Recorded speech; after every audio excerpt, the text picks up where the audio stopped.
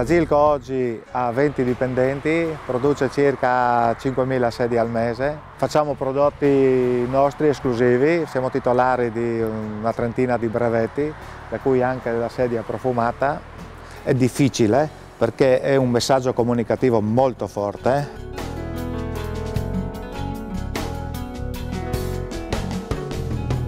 Facciamo adesso la sedia da meditazione al profumo di incenso, poi c'è il profumo di rosa, profumo di anice, profumo di cedro, un mercato olfattivo, quindi andiamo un passo avanti rispetto a quello che è la sedia per sedersi. Ho cominciato a lavorare a 8 anni, a 14 avevo già il libretto ed ero già a lavorare prima in una fabbrica di sedie e dopo in azienda meccanica. Non c'erano tante opportunità qua per fare altre cose, dovevo andare a lavorare in fabbrica di sedie perché erano le uniche che funzionavano. Ho lavorato fino all'84. E l'84 ho deciso, insieme a altre 2 persone, di intraprendere l'attività imprenditoriale, quindi tanta voglia di fare e pochissima esperienza.